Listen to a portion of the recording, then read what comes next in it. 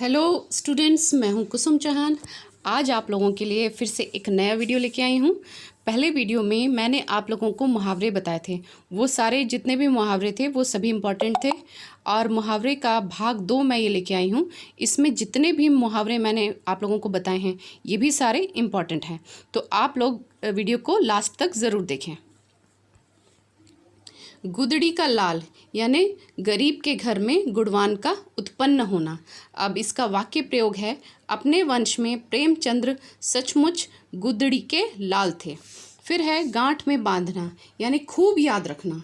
यह बात गांठ में बांध लो, तंदुरुस्ती रही तो सब रहेगा। यह है वाक्य प्रयोग।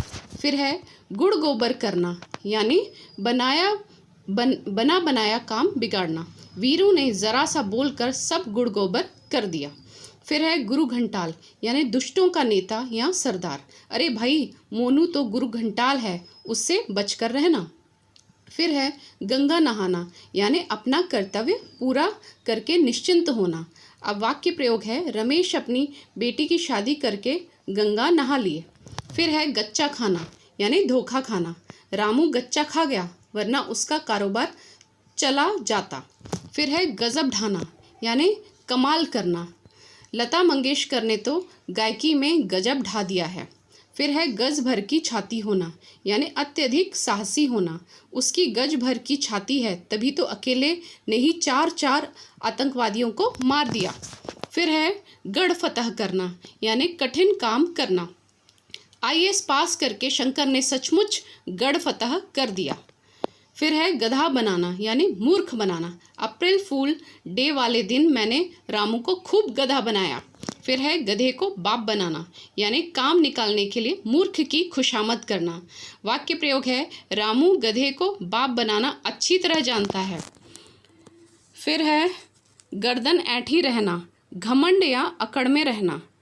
इसका वाक्य प्रयोग है, सरकारी नौकरी लगने के बाद तो उसकी गर्दन ऐंठी ही रहती है यानी वो अकड़ में रहता है। फिर है घर काना घाट का यानी कहीं का नहीं, कोई काम आता नहीं है और न लगन ही है कि कुछ सीखे पड़े, ऐसा घर का न घाट का, जिए तो कैसे जिए। फिर है घाव पर नमक छिड़कना, दुख में दुख देना। राम वैसे ही दुखी है, तुम उसे परेशान करके घाव पर नमक छिड़क रहे हो।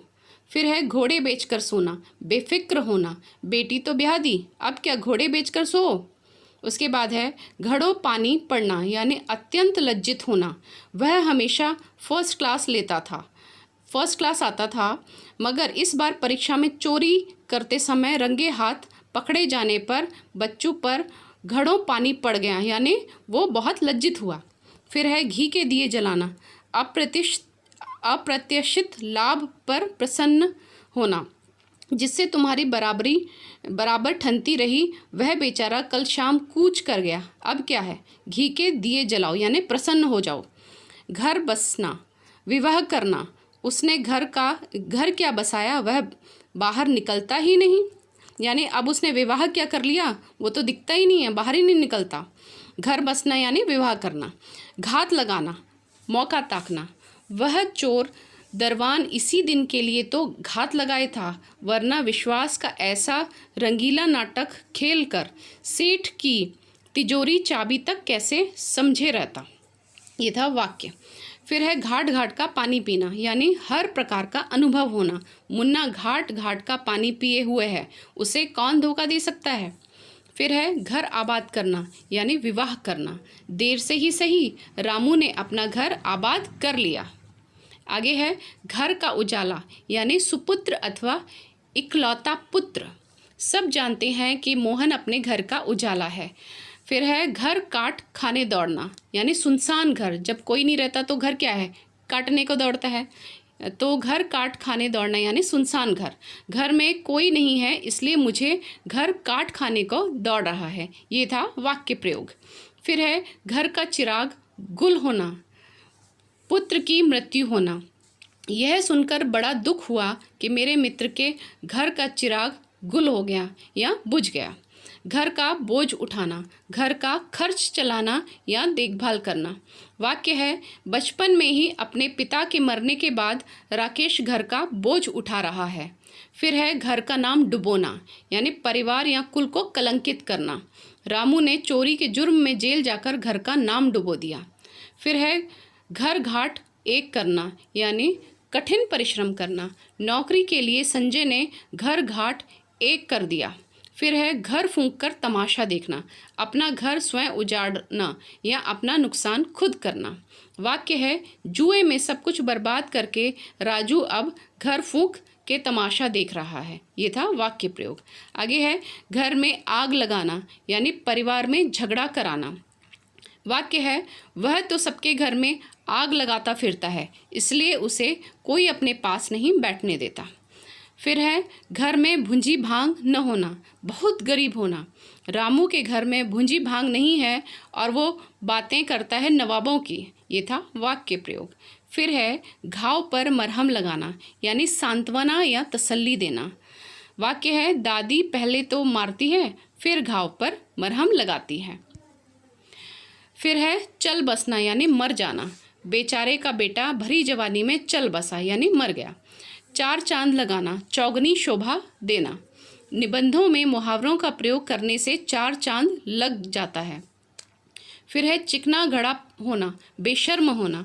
तुम ऐसा चिकना घड़ा हो, तुम्हारे ऊपर कहने सुनने का कोई असर नहीं पड़ता।